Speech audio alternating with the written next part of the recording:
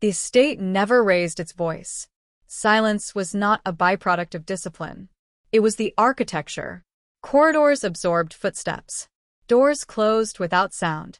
Staff moved through rooms like shadows through water, present but weightless, trained not to disturb the stillness that made power possible. Daehyun built this. Not with brutality. Not with spectacle. With precision. With systems so refined they disappeared into reflex. Fear existed here, but it wore polished shoes and served tea at exact temperatures. Violence was a memory kept distant, clinical, confined to places his son would never see. Hanul would inherit safety. That was the promise Daehyun made when he held him hours after birth, still wet with his mother's blood, already planning the walls that would keep the world away. 5 years later, those walls stood flawless. The household operated without error. Meals appeared on time. Schedules aligned. Every surface gleamed. Staff anticipated needs before they were spoken. This was not cruelty. This was order. And order, Daehyun believed, was the only kind of love that survived contact with reality. Before we go any further, if you love deep stories like this, the kind that stay with you long after the screen goes dark, subscribe now. You're safe here. And while you're listening, tell me in the comments, where are you watching from right now? Now, let's get back to the story and joy. The morning broke pale across the eastern windows. Light filtered through glass cleaned at dawn, casting geometry across marble floors that reflected everything back at itself. The foyer chandelier remained dark. Unnecessary. Natural light was sufficient, and excess was a different kind of weakness. In the kitchen, staff prepared breakfast with choreographed efficiency. No one spoke unless necessary. Instructions had been given the night before. Deviations were documented, analyzed, prevented from recurring. The head cook measured portions to the gram. The sous chef arranged plates according to specifications refined over months of observation. Hanul's breakfast appeared identical to yesterday's. And the day before. And the day before that. Consistency was safety. Routine was protection. The boy needed to know what to expect so he would never be caught unprepared, never vulnerable to surprise, never dependent on circumstances he couldn't control. Upstairs, the morning maid entered Hanul's room at precisely 6:15. She moved quietly, always quietly. Her footsteps had been measured during training, adjusted until they became subliminal, present but unobtrusive. The curtains opened with practiced silence. Light spilled across a room designed to suggest childhood, without endorsing chaos. Toys were present but organized. Books lined shelves in categories. The bed was sized appropriately, positioned to allow surveillance from the doorway without making the observation obvious. Hanul lay exactly where he'd been placed the night before. On his back. Hands above the covers. Eyes open. Not looking at anything. The maid paused. This was new. Usually the boy slept until the curtains opened. His schedule was precise. Body trained to rhythms established before he could protest them. But he was awake now. Had been for some time, judging by the complete stillness of the bedding. Good morning, Hanul SSI. She kept her voice pleasant, neutral, the kind of tone that conveyed information without demanding response. The boy's eyes didn't shift. She waited 3 seconds. The protocol for non-response was clear. Repeat once. If no acknowledgement, proceed with routine and document the deviation. It's time to get ready for breakfast. Nothing. She made a mental note and moved to the wardrobe. His clothing had been selected the night before. Pressed. Arranged in order of application. She laid each piece on the bed with careful spacing, then stepped back to the required distance. Privacy was maintained even for a 5-year-old. Not because he'd asked. Because the schedule said he dressed himself at 6:20, and the schedule had been designed by people who understood child development theory better than anyone in the household. The maid waited. Hanul didn't move. She counted to 60. Then repeated the instruction. Please get dressed, Hanul SSI. Breakfast is at 7. The boy's chest rose and fell with mechanical regularity.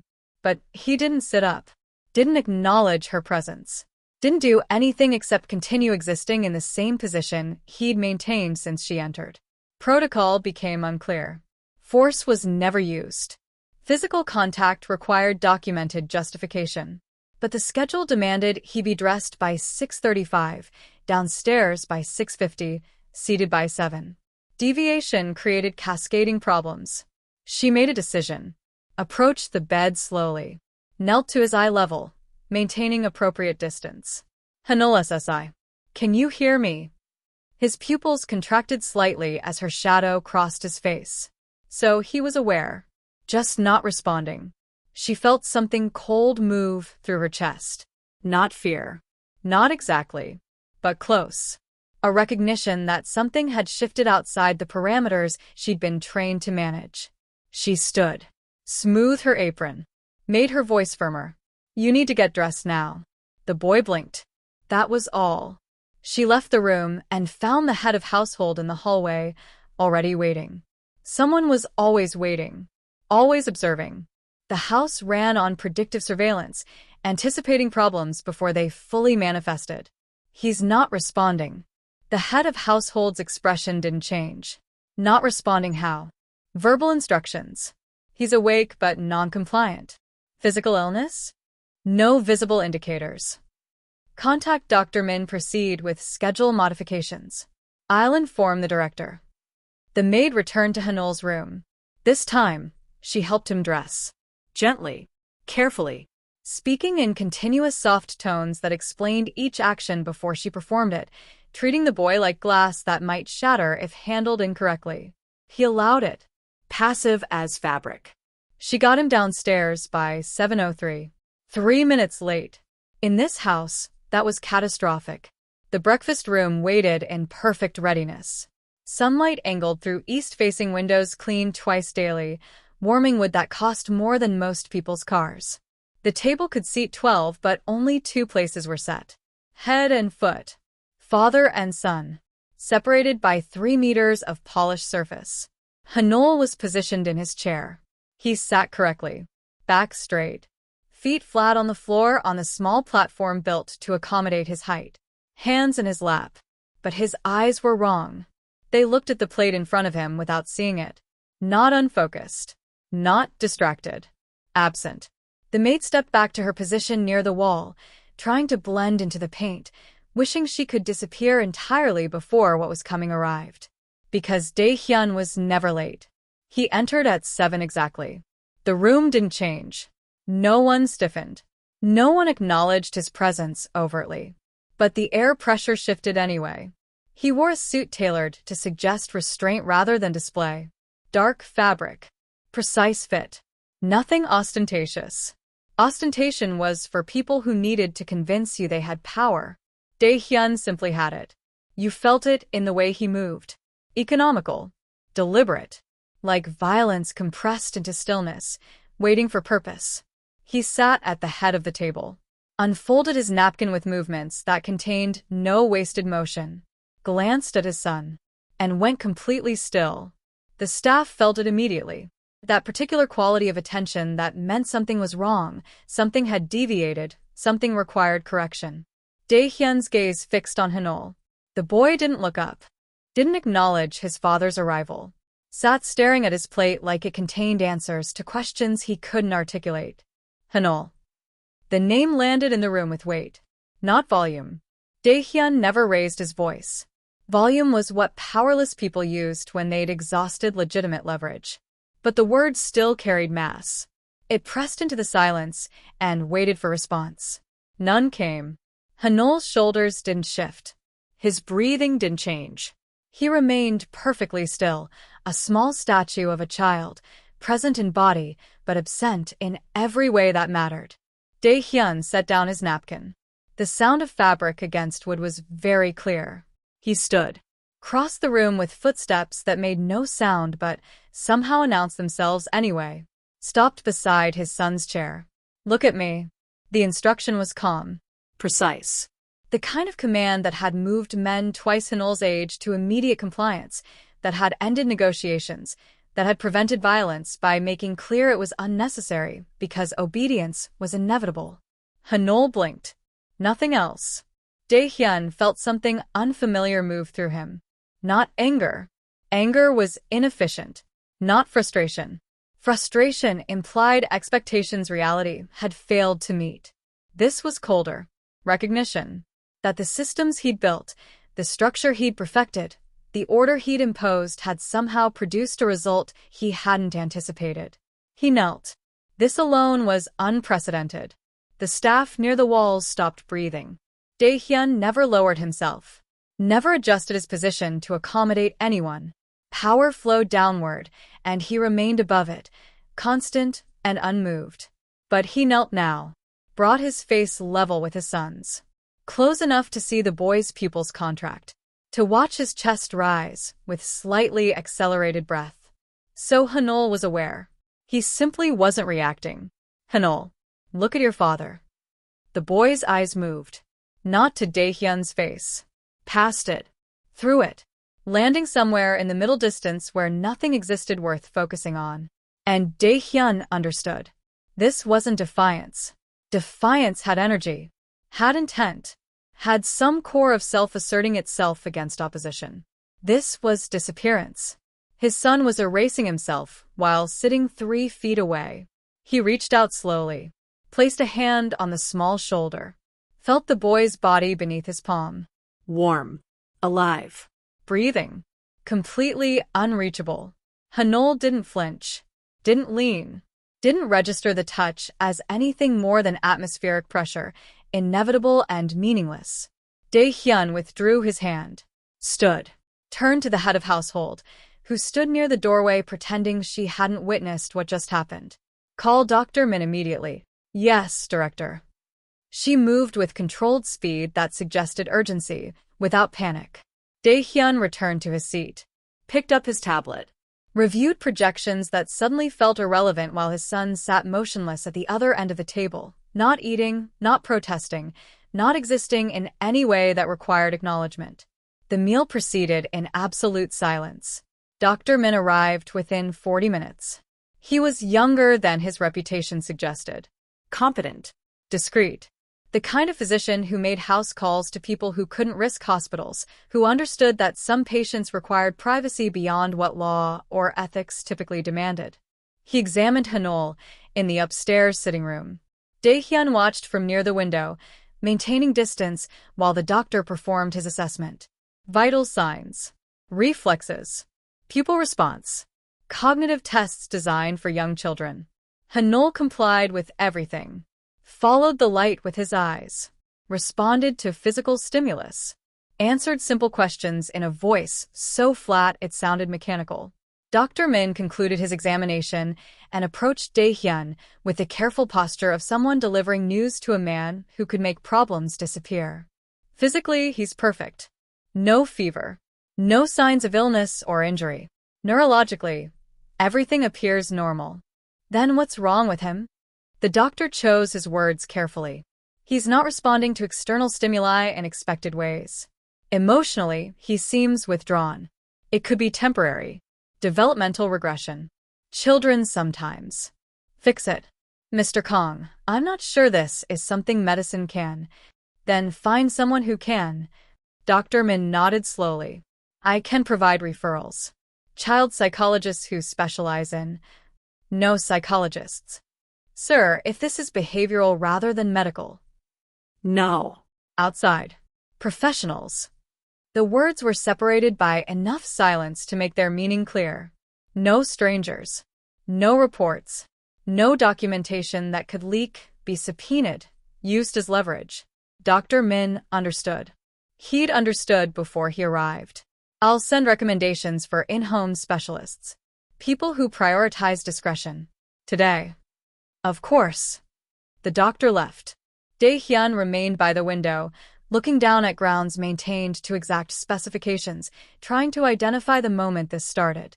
When had Hanul begun disappearing? Had it been gradual? Or sudden? Had there been signs he'd missed, deviations he dismissed as normal variation? He searched his memory for the last time his son had looked at him with recognition. Last week? Last month? He couldn't remember, because he'd been focused on other things. Shipments. Negotiations. Territory disputes that required his attention because inattention meant weakness, and weakness meant death. He'd been keeping them safe, and somehow, in the process, lost the person he was protecting. The thought arrived with uncomfortable clarity. He pushed it away. This was solvable. Everything was solvable with the right application of resources, expertise, control. He returned to his office and made calls. By evening, 3 specialists had been contacted, vetted, scheduled for consultations. They arrived over the next 2 days. Each spent hours with Hanul, observing, testing, documenting. Each reached the same conclusion. The boy was physically healthy, cognitively normal, but emotionally shut down in ways that suggested environmental factors rather than medical ones. The 3rd specialist was brave enough to say it directly. "He's not sick, Mr. Kong. He's adapting." Adapting to what? To an environment that doesn't allow emotional expression. Daehyun's expression didn't change. Explain. Children need to feel safe experiencing emotion. When that's consistently discouraged or met with negative response, they learn to suppress. Eventually, the suppression becomes automatic. They lose access to the very emotions they're trying to hide.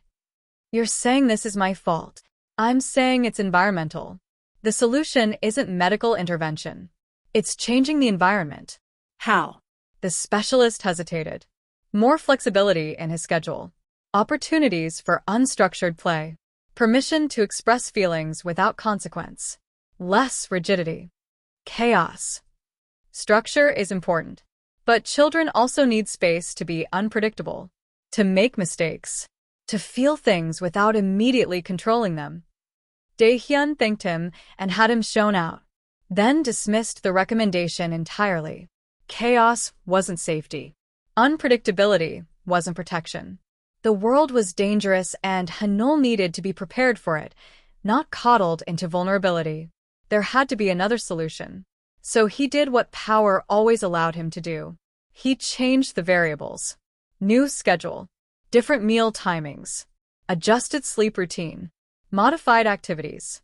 He approached his son's withdrawal like a logistical problem, something solvable through better management, more precise application of structure. Hanul complied with everything.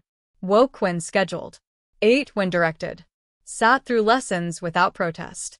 But his eyes stayed empty. And every instruction Daehyun gave seemed to push the boy further into whatever internal space he'd retreated to. 2 weeks passed. Then 3. The household began to fracture in small ways. Staff requested transfers. Maids asked for reassignment. The morning attendant submitted notice, citing personal reasons that everyone understood meant she couldn't watch the boy disappear anymore. Daehyun approved the requests and brought in replacements. The first new maid lasted 6 days. She tried warmth, spoke to Hanul in gentle tones, offered comfort without being asked, attempted to create emotional connection through proximity and patience.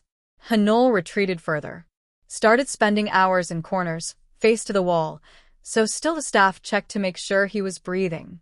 The maid requested immediate reassignment. The second tried structure. Believed consistency would restore order, that firmer boundaries would give the boy something to orient around. Hanul became so motionless under her supervision that she called Dr. Min in a panic, convinced the child had suffered some kind of neurological event.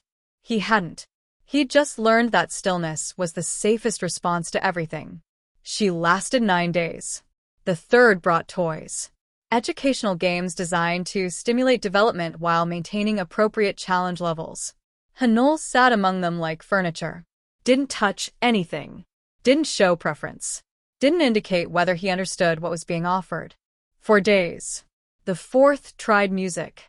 The 5th, art therapy. The 6th implemented behavioral reward charts. The 7th brought in specialized equipment. The 8th had a master's degree in early childhood development. None of it worked. By the 10th maid, the household staff had stopped pretending this was normal. Conversations happened in whispers near doorways. Concerned glances were exchanged when Hanul entered rooms. People began treating the boy like he was already gone, a ghost occupying space but no longer present enough to acknowledge. The 11th maid lasted 3 days before having a breakdown in the kitchen, sobbing that she couldn't reach him, that something in his eyes made her afraid not of him but for him, that watching him disappear was worse than anything she'd experienced. She was paid generously and sent away. The 12th arrived with impressive credentials. 2 decades of experience. Specialization in trauma-informed care. References from families Daehyun recognized, people whose children had problems requiring discretion. She lasted 2 weeks. Not because she failed. Because she succeeded too well at seeing what was happening. She requested a meeting with Daehyun on her final day. He granted it out of curiosity. She stood in his office with the posture of someone who'd made peace with consequences. He's not broken, Mr. Kong. Then what is he? Surviving. Children in threatening environments learn to become invisible. It's adaptive. Protective. This house isn't threatening. Not to you. The words hung between them. Daehyun's expression remained neutral. You're saying I'm the threat. I'm saying he's 5 years old, and he's learned that existing without feeling is safer than feeling. That's not a medical problem. That's not a developmental delay. That's a child adapting to an environment where emotional expression has consequences. I've never punished him for showing emotion. You've never allowed it either. Silence. He needs permission to be imperfect, Mr. Kong. To be messy. To fail without it meaning something catastrophic. Right now, he doesn't have that. You're fired. I resigned 2 hours ago. She left. Daehyun sat alone in his office, surrounded by systems that controlled territories spanning 3 countries, that moved products worth millions, that kept hundreds of people employed and dozens more afraid. None of it could reach a 5-year-old boy who'd learned that disappearing was safer than being seen. He stood at his window that night, looking down at grounds lit by security lights that never dimmed. Somewhere in the house below, Hanul slept, or lay awake staring at nothing. Daehyun didn't know which. Didn't know when he'd stopped knowing. His phone showed messages from his second-in-command. Problems requiring decisions. Situations developing that needed his attention. He ignored them. For the first time in his professional life, the empire felt less important than the silence. The next morning, a new file appeared on his desk. Maid number 13. Clare Ross. Foreign. Experienced. References emphasizing discretion, emotional regulation, professional boundaries. Nothing about warmth. Nothing about maternal instinct. Nothing promising to fix what was broken. Just competence. Daehyun read the file twice. Then signed the approval. She would start Monday. And maybe nothing would change. Maybe Hanul would continue his slow erasure until there was nothing left to reach. Maybe power really had been the wrong answer all along. But Daehyun wasn't ready to admit that yet. So he did what he always did when systems failed. Adjusted the variables. Brought in someone new. And told himself it would be different this time. Even though 12 failures suggested otherwise. Even though his son's empty eyes said more than any specialist's diagnosis. Even though somewhere deep in the part of himself he'd trained not to feel, he already knew the truth. The problem wasn't the maids. It was the house. The systems. The man who built them. Him. But that truth was too dangerous to touch. So he filed it away, returned to his office, and prepared for another week of meetings where his words still moved mountains. Where power still meant something. Where he could still pretend that control and safety were the same thing. While downstairs, in a room designed to suggest childhood without endorsing chaos, his son sat perfectly still. Hands folded, eyes empty, disappearing inch by inch inside the protection that was killing him. Clare Ross would arrive Monday morning at 8. Daehyun had 4 days to prepare for variables he couldn't anticipate and outcomes he'd stopped trying to predict. He spent those 4 days watching his son disappear in slower motion. Thursday morning, Hanul sat through breakfast without moving. The food cooled on his plate. Congealed. Became inedible. No one removed it. Protocol demanded the child indicate when he'd finished, verbally or through prescribed gesture. He did neither. Just sat. By 9, the head of household made an executive decision and cleared the table. Hanul didn't notice. Didn't protest. didn't acknowledge that something had been taken away. Daehyun watched from the doorway. He'd been doing that more frequently, standing in thresholds, observing his son the way he observed business negotiations, looking for tells, for weaknesses, for the leverage point that would restore proper function. He found nothing.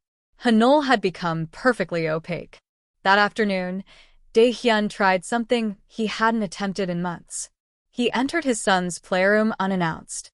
Hanul sat on the floor surrounded by educational materials arranged in precise categories, building blocks organized by color, books sorted by subject, everything accessible but untouched, like a museum exhibit of childhood rather than the thing itself. The boy didn't look up when his father entered. Daehyun crossed the room and sat on the floor. This alone should have registered. He never sat on floors, never lowered himself to anyone's level except when strategy demanded it. But he sat now, close enough to his son to reach out and touch him if he wanted.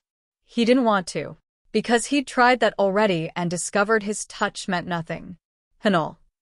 The boy's breathing didn't change. Look at me. Nothing. Daehyun picked up a building block.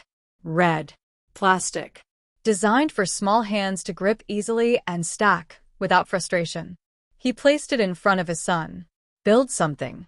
Hanul's eyes tracked to the block, registered its presence, then moved away again, returning to whatever internal landscape he'd retreated into.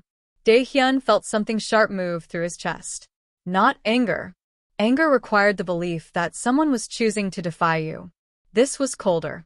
The understanding that choice had nothing to do with what was happening. He tried a different approach. If you build something, we'll go outside. Hanul liked outside. Or used to.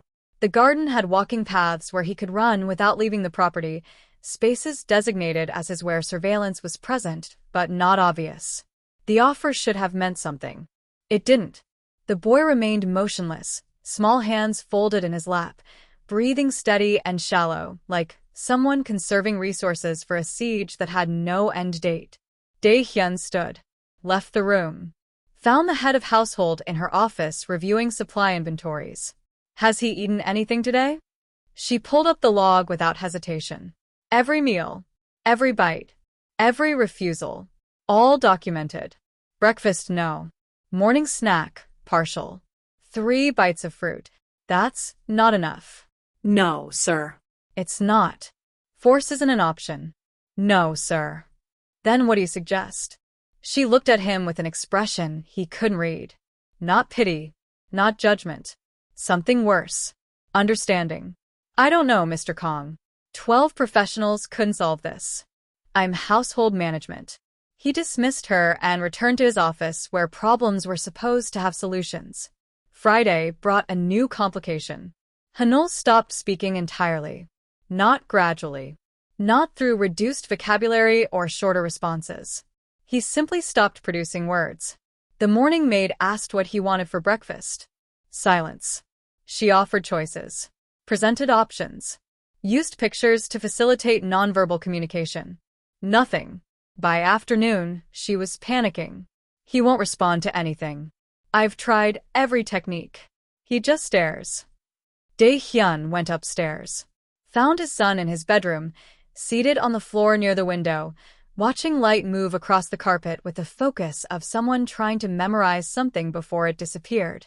He knelt beside him, close enough that his presence should have registered, should have produced some reaction.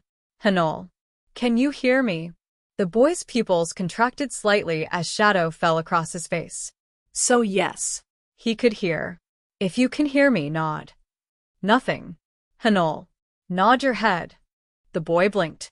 That was all. Daehyun reached out slowly, placed 2 fingers under his son's chin, applied gentle upward pressure to raise his face toward eye contact. Hanul's head tilted up mechanically. His eyes looked through his father's face to something beyond it, behind it, somewhere unreachable and safe. Daehyun released him. The boy's head lowered back to neutral position. Like gravity. Like physics. Like something with no will of its own. Get Dr. Min. The maid ran. The doctor arrived within the hour and performed another examination that revealed nothing medical, nothing diagnosable, Nothing that could be fixed with intervention or prescription. He's healthy, Mr. Kong. This is psychological. Then get me a psychologist. You said no outside professionals. I said fix my son. Dr. Min's expression shifted into something careful. Some things can't be fixed from the outside. They require the person to choose to come back. And he's 5. He doesn't have the cognitive tools to understand what he's doing or why. So he's trapped. He's protecting himself. From what? This house is safe. The doctor said nothing. But his silence spoke clearly enough. He left prescribing nothing because there was nothing to prescribe for a child who'd learned that existing without feeling was the only way to survive, feeling too much. Saturday, Daehyun tried force. Not physical. He would never strike his son. Violence was for enemies, for people who needed lessons, for threats that required elimination. But he tried the force of authority. Stood in Hanul's room and gave direct commands in the voice that moved men twice his size to immediate compliance. Stand up. Hanul didn't move. I said stand up. Now. Nothing. You will obey me. The boy sat perfectly still, small body rooted to the floor, eyes unfocused, breathing shallow.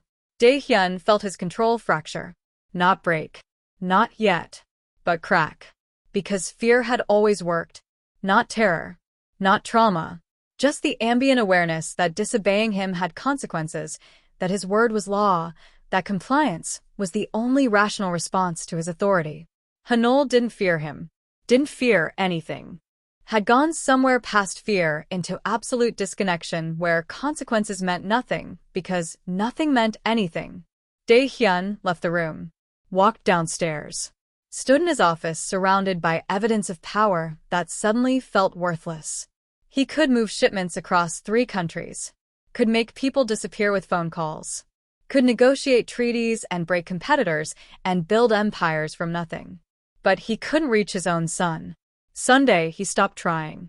Let the household run its protocols without interference. Let the staff manage Hanul's care through documented procedures and therapeutic frameworks he didn't understand. He buried himself in work. Shipment manifests. Territory disputes. Financial projections. Problems that had solutions. Variables that responded to pressure. But late that night, he found himself standing outside his son's room again, watching through the cracked door.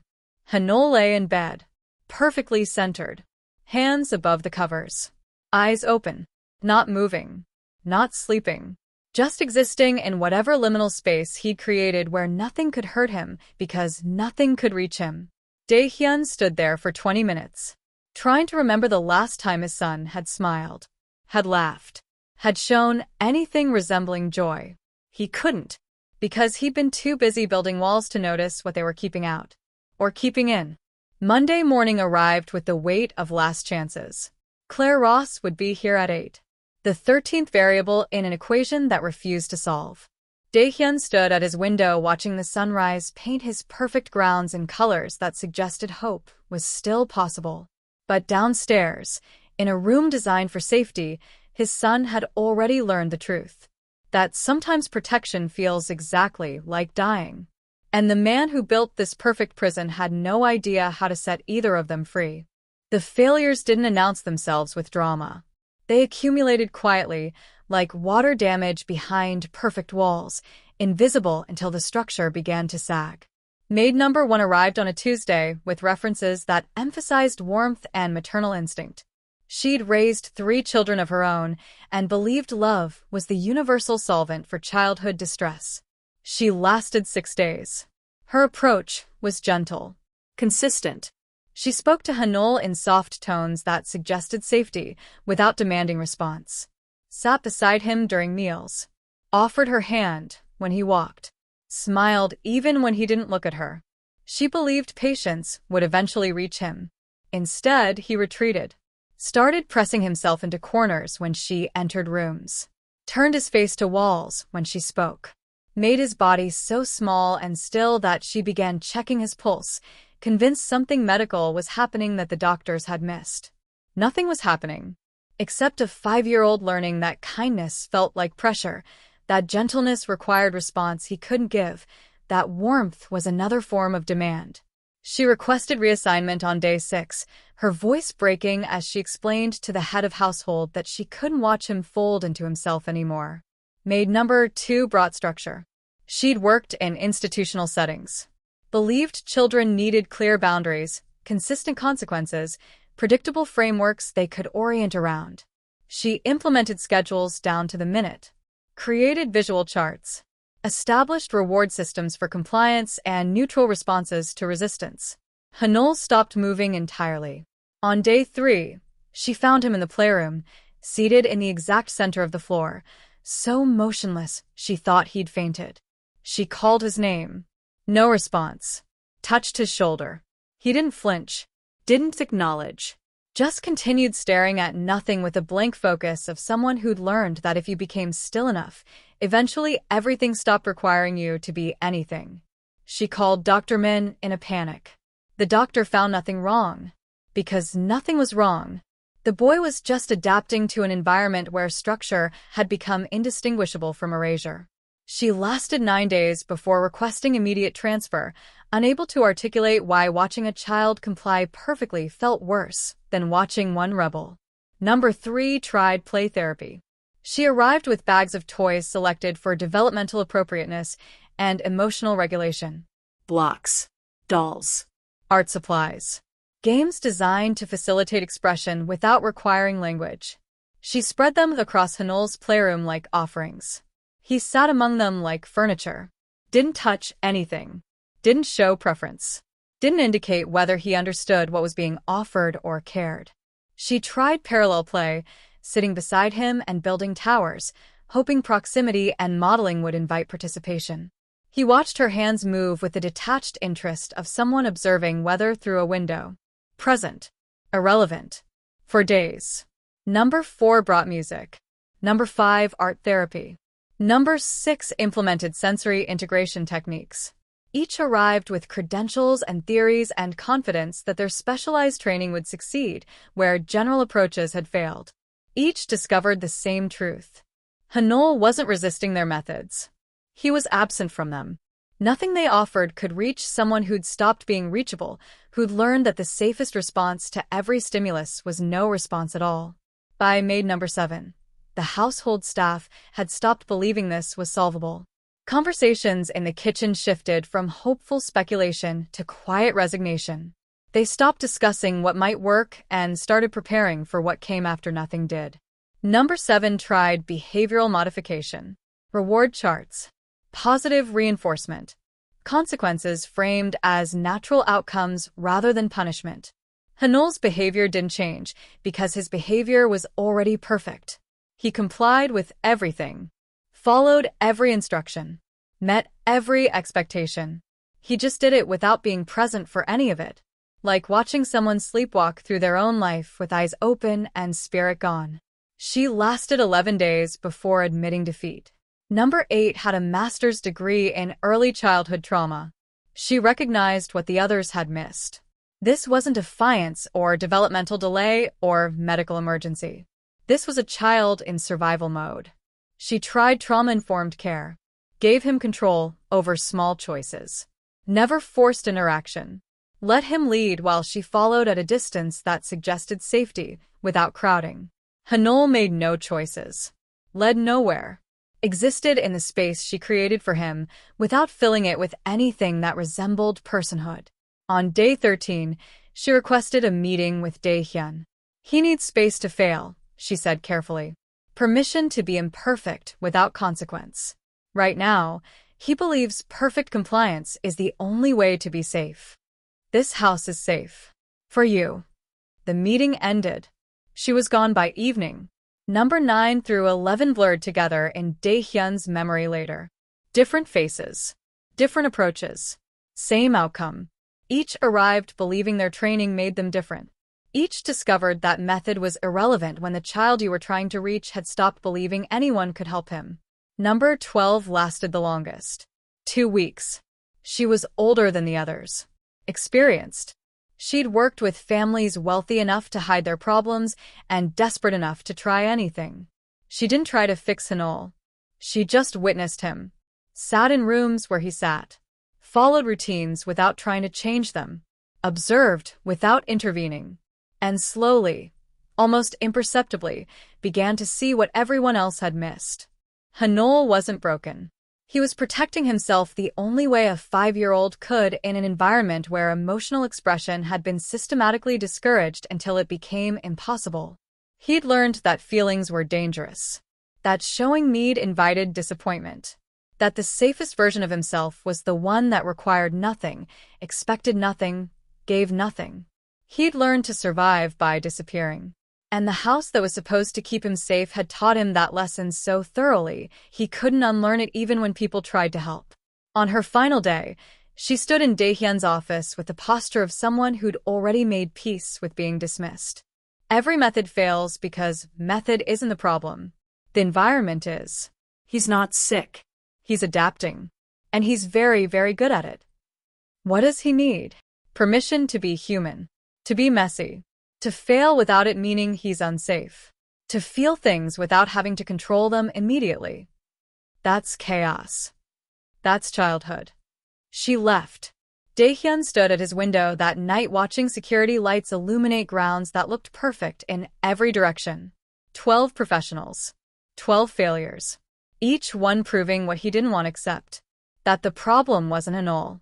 It wasn't the maids. It wasn't lack of expertise or resources or proper intervention. The problem was the house itself. The systems designed to create safety had created something else entirely. A prison so refined it looked like protection. And the boy inside it had learned to survive by becoming nothing. Monday morning, file number 13 appeared on his desk. Clare Ross. He stared at her photograph for a long time. She didn't look warm. Didn't look particularly gentle or maternal, or like someone who believed love solved everything.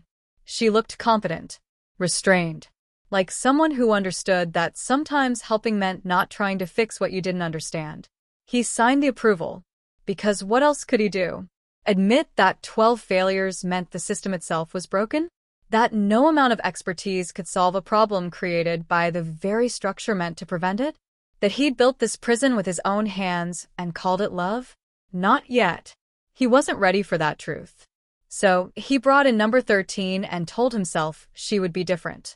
Even though nothing about the equation had changed except the variable. And variables don't matter when the formula itself is wrong. Clare Ross arrived at 7:58 on a Monday morning that felt identical to every Monday before it. She didn't arrive early to impress.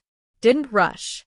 Simply walked through the service entrance at the exact time her contract specified, carrying a single bag and an expression that suggested she'd already measured the house and found it exactly as expected.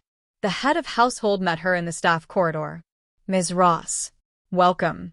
I'll show you to your quarters and review protocols." Clare nodded once.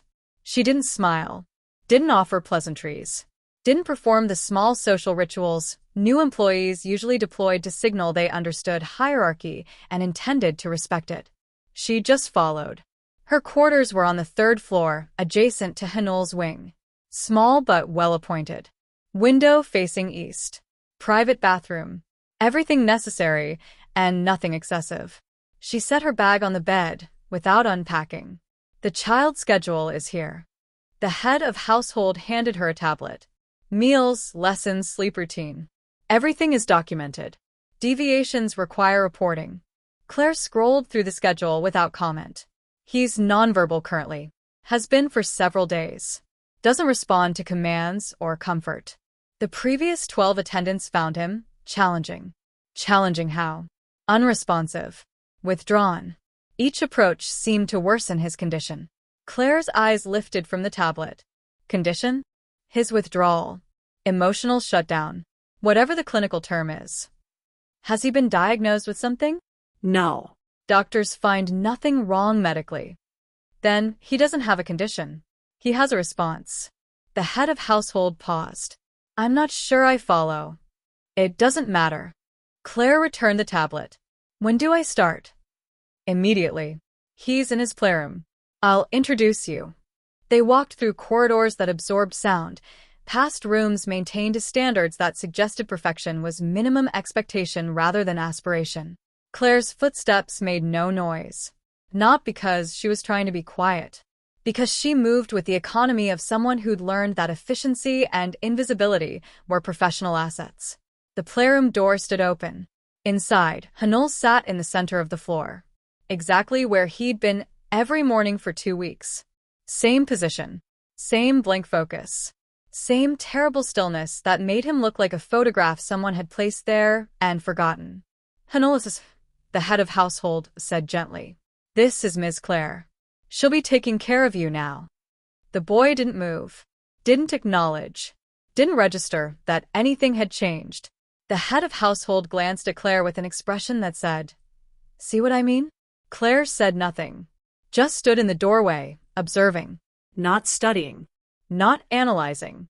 Just looking at the small boy sitting alone in a room full of toys designed to facilitate development and connection, surrounded by everything except the one thing that might actually help. After 30 seconds, she stepped inside. The head of household started to follow. Claire raised one hand slightly. A small gesture. Not rude. Just clear. Wait. The older woman hesitated, then stepped back into the hallway. Claire crossed the playroom slowly, not approaching Hanul directly, not making herself the focal point, just moving through the space like she belonged there, like his presence and hers could coexist witut either requiring acknowledgement from the other. She stopped 3 feet away from him. Then she did something none of the previous 12 had done. She knelt, not beside him, not in his space, just lowered herself to his eye level, eliminating the height differential that made every adult a looming presence whether they intended to be or not. And then she waited. Didn't speak. Didn't reach out. Didn't try to make eye contact or initiate interaction or do anything except exist at his level without expectation. 60 seconds passed. Then 90.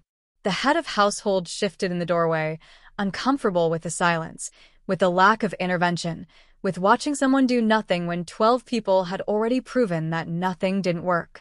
But Claire didn't move. Just knelt there, hands resting loose in her lap, breathing steady, gaze soft and unfocused in a way that suggested she wasn't staring at Hanul so much as sharing space with him. 2 minutes. 3. Hanul's breathing changed. Barely. Just a slight deepening. A fractional shift from the shallow mechanical rhythm he'd maintained for days. Claire noticed. Didn't react. Didn't lean forward or smile or give any indication that she'd registered the change. Just continued waiting. 4 minutes. The boy's eyes moved. Not to Claire's face, but toward her peripheral presence, acknowledging she existed without committing to full attention. Still, Claire did nothing. 5 minutes. Hanul's hands unfolded. The movement was tiny, fingers releasing from their locked position, relaxing into something closer to natural resting state. In the doorway, the head of household stopped breathing. 6 minutes. The boy's head turned. Slowly, fractionally, just enough to bring Claire into his field of vision without looking directly at her. And Claire met the movement with perfect stillness. Didn't smile. Didn't speak. Didn't reward or reinforce or do anything except continue being present without requiring him to perform for that presence. 7 minutes. Hanul took a breath that sounded different from the others. Deeper. Less controlled. Like something inside him had decided that maybe, possibly, this person kneeling at his level wasn't going to hurt him if he stopped regulating every function. 8 minutes of silence. Then Claire spoke. Her voice was quiet. Calm. The kind of tone that didn't demand attention, didn't fill space, just offered information without expectation. I'm going to sit here for a while. You don't have to do anything. Hanul's eyes tracked to her face. For the first time in 2 weeks, he looked at another human being with something resembling focus. Not trust. Not connection. Just acknowledgement that she'd said something and he'd heard it, and maybe that was enough for now. Claire settled into a more comfortable position. Still at his level. Still maintaining distance. Still making no move to touch or comfort or impose herself on his space. Just existing beside him, without agenda. The head of household watched from the doorway, trying to understand what she was witnessing. 12 professionals had tried everything. Warmth. Structure. Play. Therapy.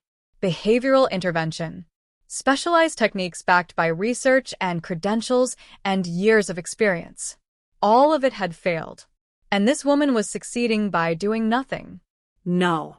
Not nothing. Something more difficult than intervention.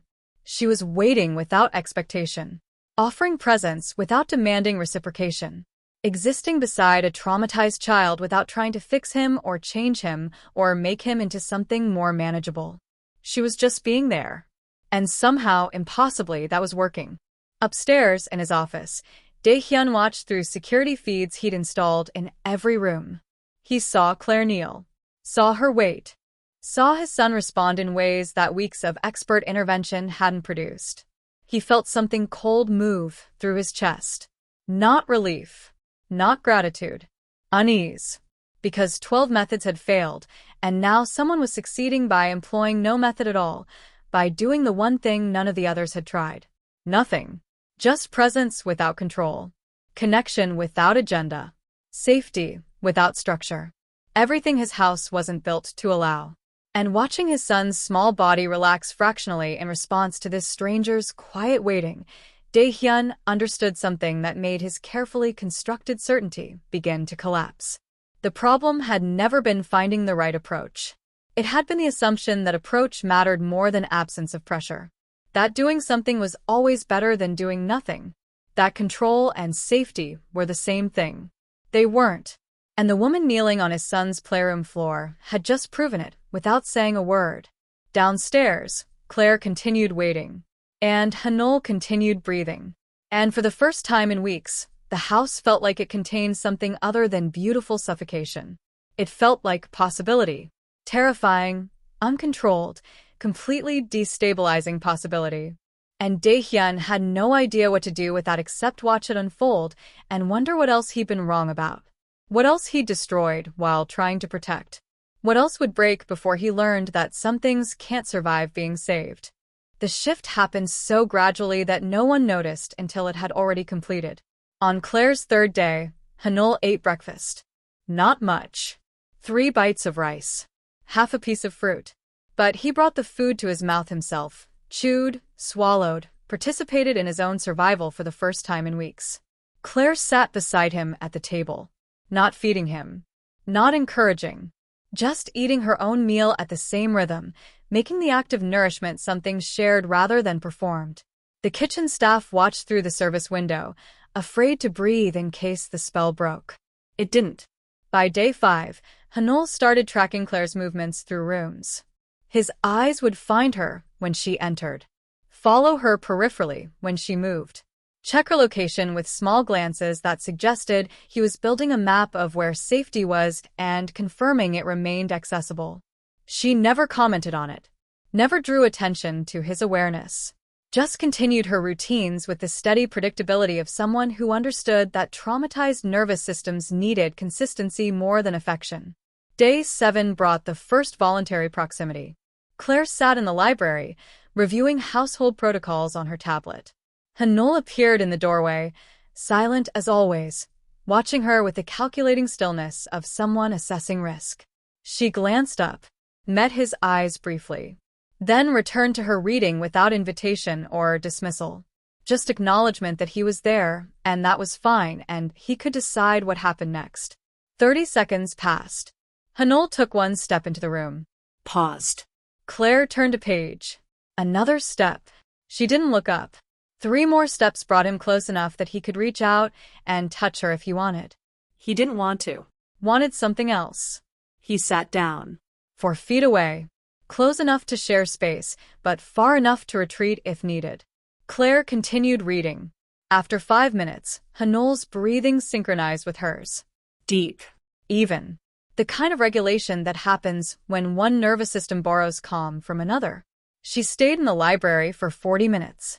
He stayed the entire time. When she stood to leave, he stood too. Followed her at a careful distance through corridors, downstairs, into the kitchen where she prepared his lunch. And for the first time since his mother died, Hanul looked like a child attached to something. Not dependent. Not clingy. Just oriented around a presence that felt safer than its absence. Daehyun noticed on day 9. He'd been watching the security feeds obsessively, trying to understand what Claire was doing that 12 professionals couldn't replicate. The answer was still nothing. Or nothing that looked like intervention. She maintained routines. Spoke minimally. Never initiated physical contact. Never praised or rewarded or shaped behavior toward desired outcomes. She just existed with reliable consistency in Hanul's proximity. And somehow that was enough. But on day 9, Daehyun saw something that made his chest constrict. Hanul was in his playroom. Claire was folding laundry in the adjacent room. Door opened between them. The boy played quietly. Actually played. Stacking blocks with the focused attention of someone engaged rather than compliant. Then he knocked the tower over. Accidentally.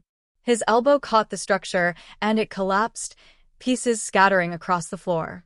For 3 seconds, Hanul went absolutely still. Daehyun recognized the response. That frozen terror of having made a mistake, of having deviated from perfect, of waiting for consequence. Then the boy's head turned toward the adjacent room. Toward Claire. Not looking for punishment. Looking for reassurance that the mistake didn't mean he was unsafe. Claire appeared in the doorway. Glanced at the scattered blocks. Then at Hanul's face. Towers fall sometimes, she said quietly. It's okay. Just that. No lecture about being careful. No instruction to rebuild. No subtle message that his worth was connected to his performance. Just permission for things to break, without it meaning he was broken. Hanul's shoulders dropped. His breathing resumed. And he started rebuilding with hands that shook slightly less than before. Claire returned to her laundry. Daehyun sat in his office, staring at the screen, feeling something shift inside him that he didn't have language for. His son had just experienced distress and sought comfort. Not from his father.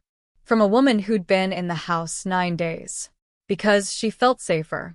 The thought arrived with brutal clarity. Hanul didn't feel safe with him. With the man who'd built this entire estate as a fortress against the world, who'd structured every moment to eliminate risk, who'd sacrificed connection for protection because he believed protection was more important. His son felt safe with someone who did nothing except exist, without expectation. Someone who had no power, no authority, no ability to control outcomes or eliminate threats or guarantee anything except her own steady presence. And that was enough. More than enough. More than everything Daehyun had built. He turned off the monitor before the realization could develop into something that required him to change. But it was already too late. The truth had lodged itself somewhere he couldn't extract it. Power couldn't create safety. Control couldn't create connection. Everything he'd believed about protection was wrong. And the evidence was a 5-year-old boy who relaxed around someone powerless and froze around someone powerful. Who sought proximity to gentleness and distance from authority. Who'd been trying to tell him for months that the systems designed to keep him safe were the things he needed safety from. By day 12, Hanul's attachment to Claire had become visible to the entire household. He waited by her door in the mornings. Followed her, through her routines. Sat near her during his lessons. Checked her location constantly with small glances that confirmed she hadn't disappeared. She handled it with the same steady neutrality she brought to everything. Didn't encourage dependence. Didn't discourage connection. Just remained available without making availability contingent on his behavior. The staff started adjusting schedules around Claire's presence. Hanul ate better when she was nearby. Slept more soundly when she said goodnight. Participated more fully in activities when she was in visual range. Not because she demanded it. Because her presence reduced the ambient threat level enough that he could afford to be present instead of disappearing. Daehyun watched it happen from increasing distance. Physically, he remained in the house. Attended meals. Moved through spaces his son occupied. But Hanul's eyes no longer tracked him. Didn't seek him. Didn't avoid him. Just registered his presence the way they registered furniture, necessary but irrelevant, part of the landscape rather than the center. His son had found safety. Just not with him. On day 14, Daehyun entered the playroom while Claire was supervising afternoon activities. Hanul was drawing. Crayons scattered across paper in patterns that suggested emotional expression rather than perfect execution. Daehyun stood in the doorway, watching. The boy's hand paused. His shoulders tensed. That old familiar freezing response that meant his nervous system had detected threat and was preparing for survival. Claire glanced up from where she sat reading nearby. Met Daehyun's eyes with an expression he couldn't read. Not accusatory. Not defensive. Just aware. Of what his presence did to his son.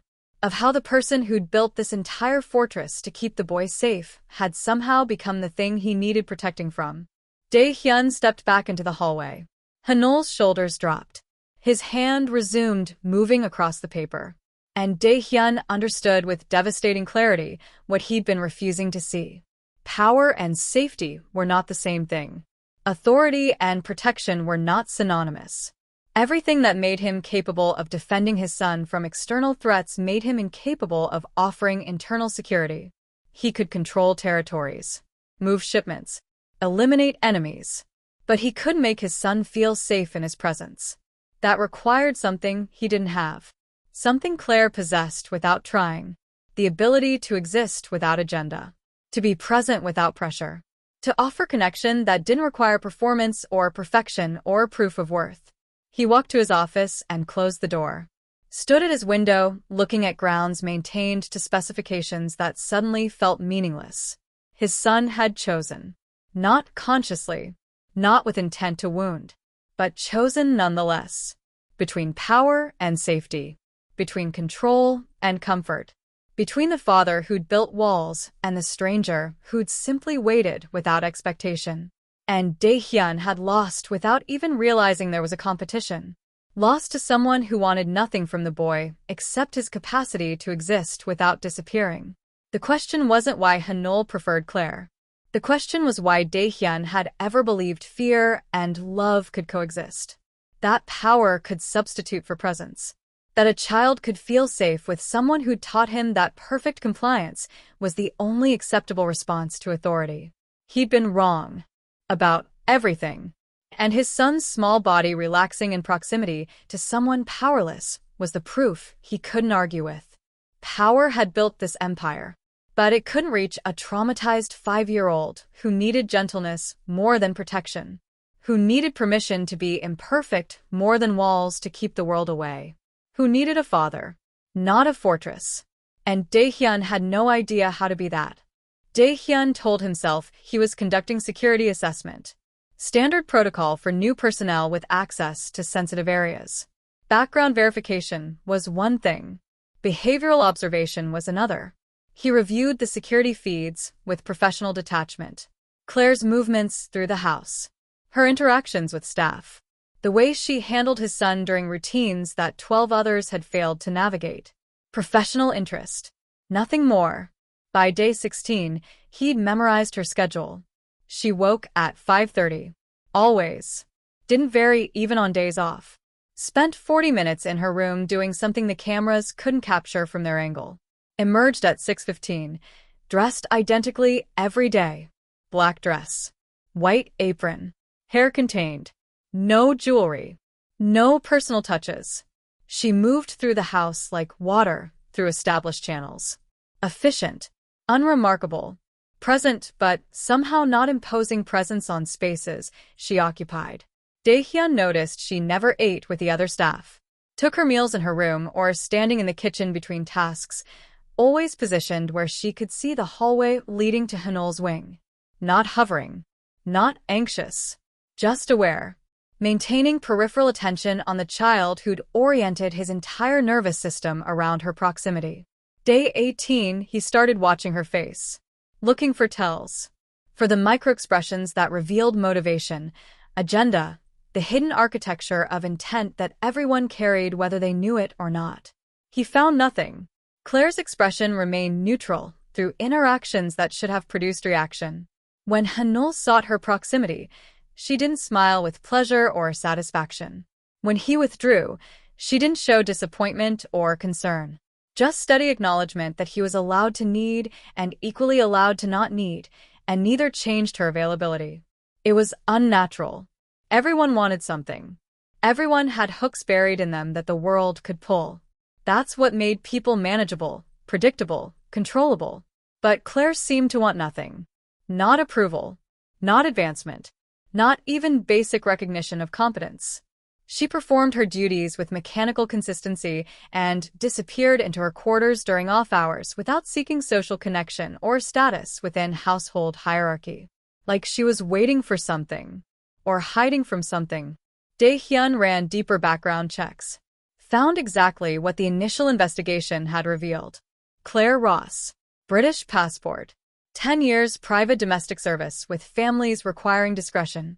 References praising competence and emotional regulation.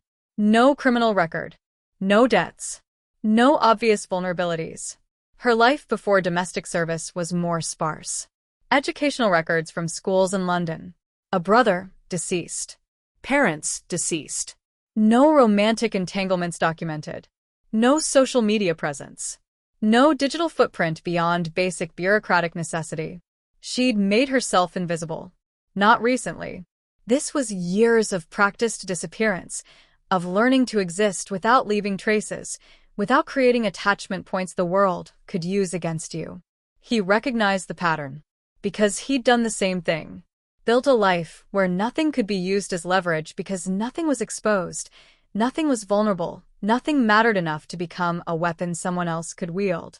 The realization disturbed him. Day 21, his observation shifted from security to something he didn't have language for. He found himself watching how she handled exhaustion. Because Claire was exhausted. It showed in small ways invisible to anyone not looking for them. The slight delay in her movements at the end of long days. The way her shoulders carried tension that hadn't been there in morning hours. The careful lowering into chairs that suggested joints that ached. She never complained. Never adjusted her schedule. Never requested accommodation.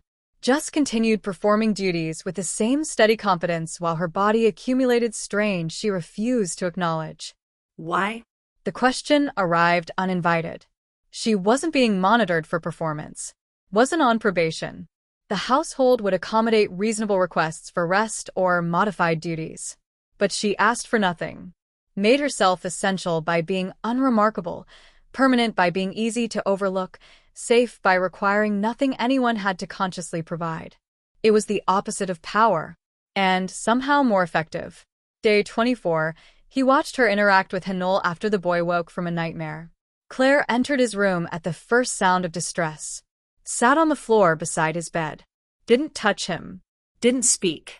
Just breathed steadily until his panicked gasps synchronized with her rhythm and his small body remembered how to regulate itself. 15 minutes.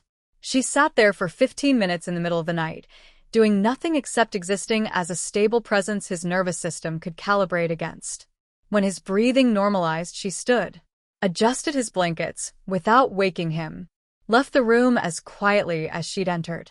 Returned to her quarters where Daehyun knew she wouldn't sleep because she rarely slept more than 4 hours and had already used those before the nightmare. She would be exhausted tomorrow. Would perform her duties anyway. Would never mention it. Would continue being exactly what Hanul needed without asking anything in return. The realization hit Daehyun with unexpected force. She wasn't performing competence. She was genuinely without agenda. Really didn't want anything from this position except the salary and the privacy and the ability to be useful without being visible. It made no sense. Everyone wanted something. Everyone had leverage points. Everyone needed to be needed in ways that created dependency, obligation, debt. Everyone except Claire, who seemed to have perfected the art of being necessary without being needed, present without being attached, effective without seeking recognition. Day 27, he made a mistake. Entered the kitchen while she was preparing Hanul's afternoon snack. She didn't startle. Didn't change her movements. Just continued slicing fruit with precise cuts that suggested she'd done this thousands of times. Ms. Ross. Mr. Kong. Her voice was neutral. Professional. The kind of tone that acknowledged hierarchy without performing deference. Hanul has shown remarkable improvement. Yes. Not agreement exactly. Just acknowledgement that he'd spoken and she'd heard.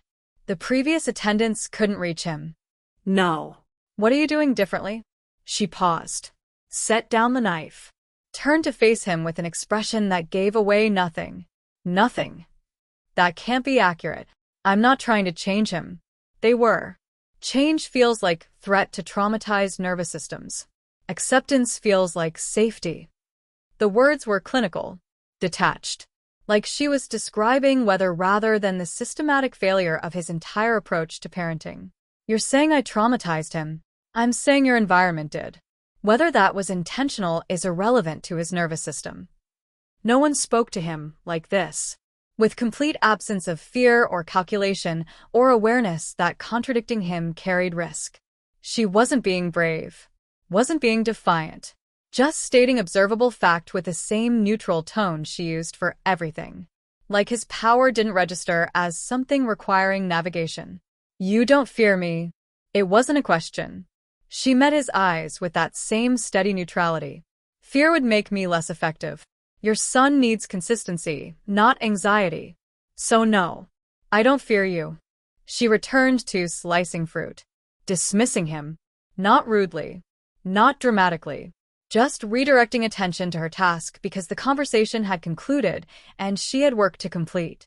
Daehyun stood there longer than he should have, watching her hands move with practiced efficiency, watching the slight tremor of exhaustion she couldn't quite hide, watching the way she oriented her body to maintain awareness of the hallway while performing the task, still watching for Hanul, even when the boy was napping 3 rooms away, because vigilance was autonomic for her, built into reflexes that didn't turn off during downtime.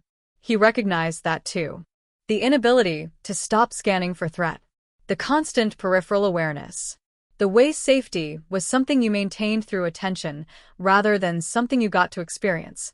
She lived the way he lived.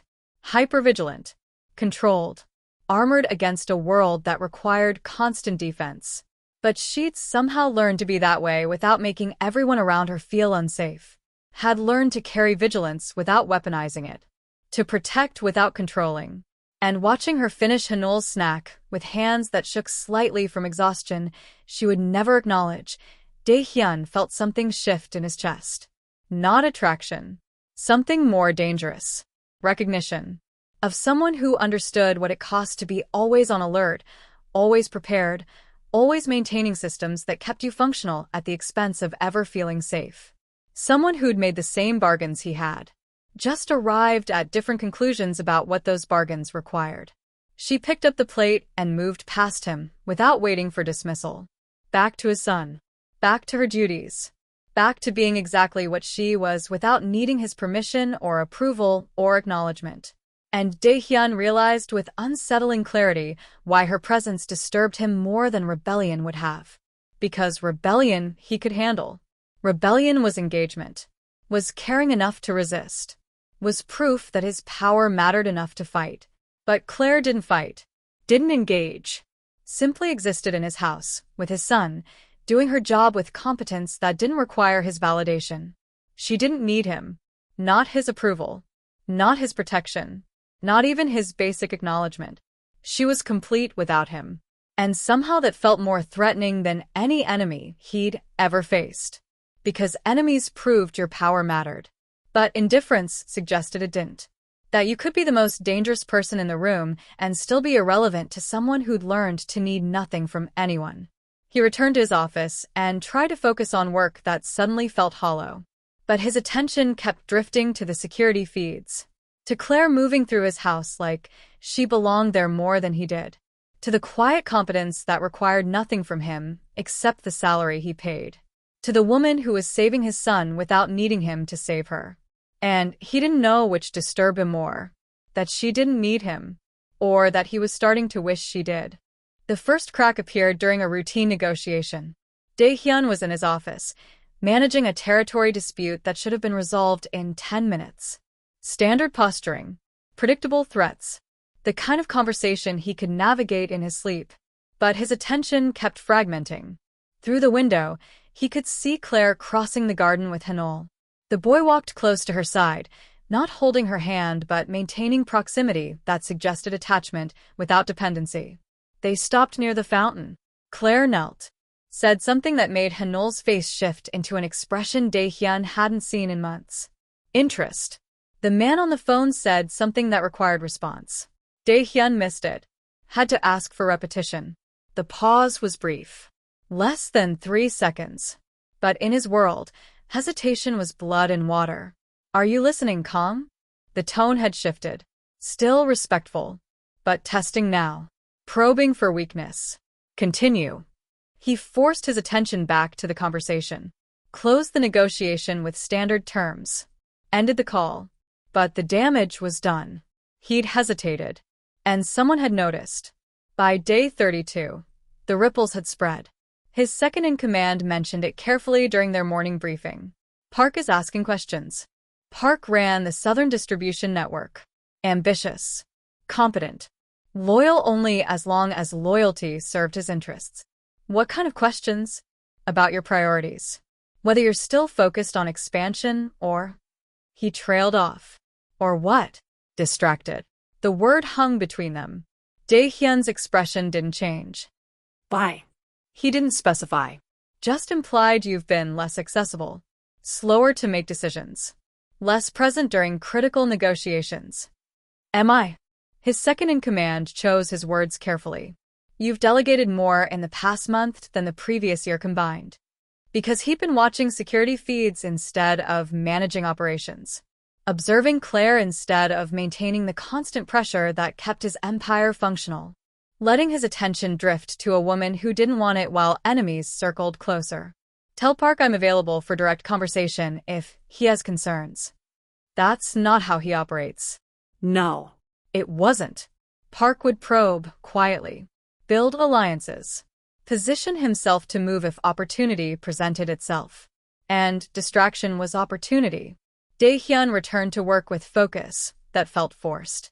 Reviewed reports. Made calls. Re-established presence in conversations that had continued without him. But part of his attention remained split. Tracking Claire's location through the house. Monitoring Hanul's attachment. Watching something develop that he hadn't authorized and couldn't control. Day 35 brought the first direct threat. Not to him. To her. One of his enforcers mentioned it casually during a security briefing. New maids getting attention. Daehyun went very still. Explain. Nothing concrete. Just chatter. People noticing she's different from the others. Wondering why she lasted when 12 didn't. Speculation about what makes her special. What kind of speculation? The enforcer shifted uncomfortably. The usual. That she's sleeping with you. That she's leverage. That someone could use her to apply pressure. Who's talking? Lower level. Street surveillance picked it up. Might be nothing. It wasn't nothing. Because in his world, the moment someone became visible, they became vulnerable. And Claire had become visible by being effective.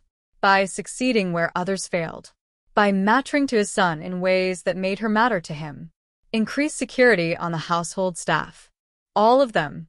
I want to know who's watching and why. Yes, sir. The enforcer left. Daehyun sat in silence, feeling the shape of the problem take form.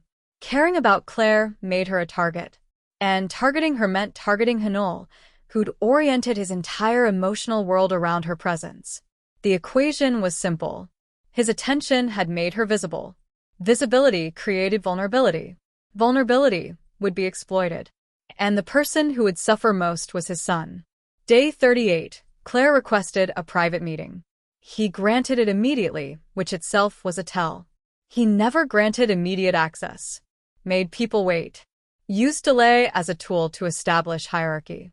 But he said yes before she'd finished asking. She entered his office at precisely the scheduled time.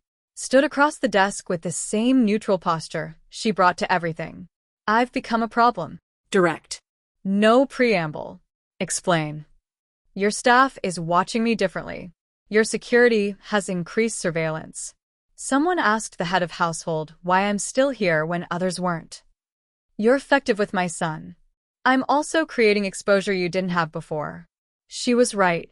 And her awareness of it meant she was more perceptive than he'd given her credit for. What are you proposing? Resignation. I can leave quietly.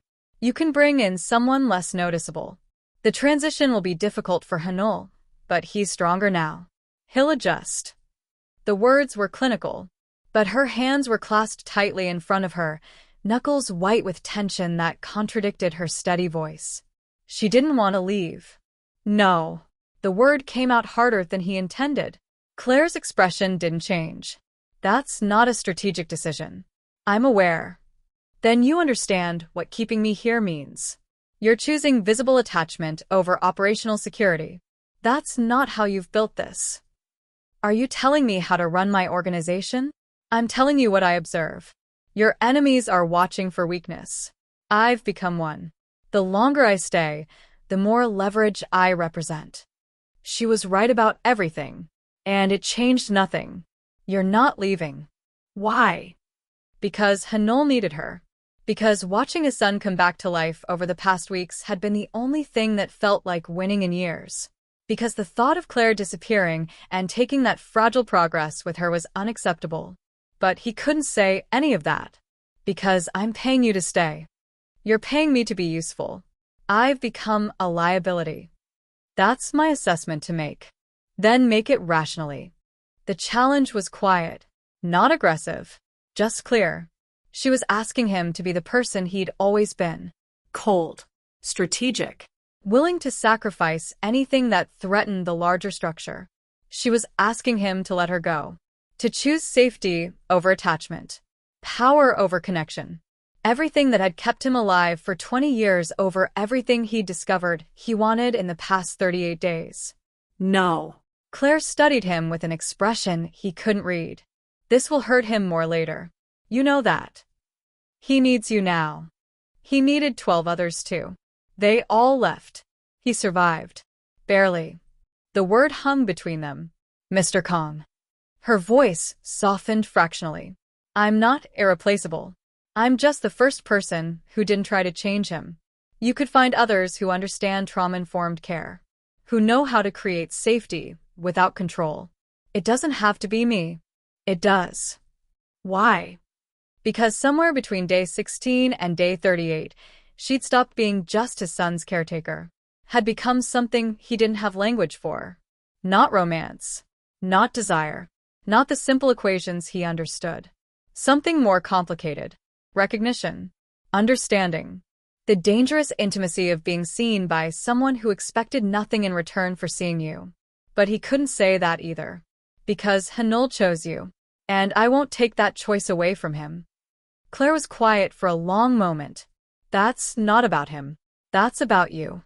The observation landed with surgical precision. You're choosing to keep me here because you've decided my presence matters. To him. Maybe to you.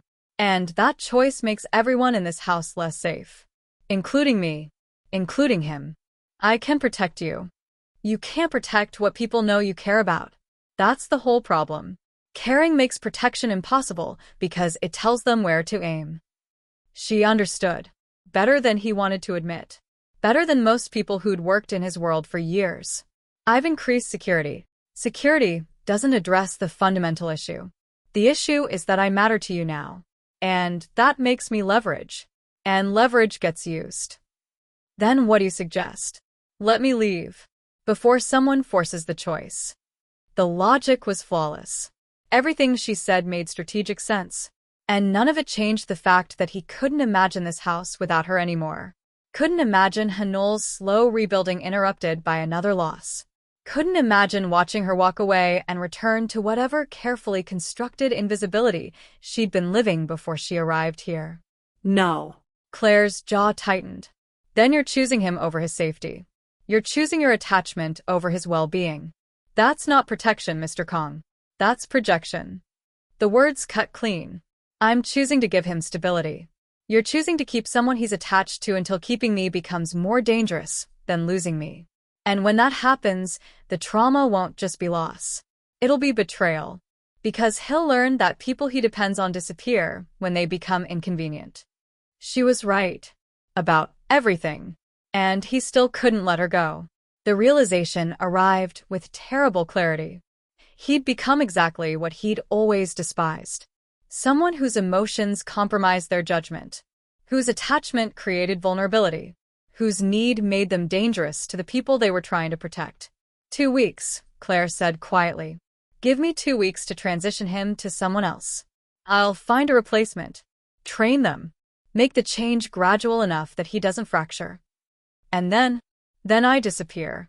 Become invisible again. Which is what I should have stayed. She turned to leave. Claire. Her name felt foreign in his mouth. He'd never used it before. She paused. Didn't turn around. I can't. Can't what? Let you go. The admission hung in the air between them. 3 seconds of silence. Then she spoke without facing him. Then you've already chosen. And we'll all pay for it. She left. Daehyun sat alone in his office, surrounded by evidence of power that suddenly felt like proof of failure. Because she was right. Keeping her endangered everyone.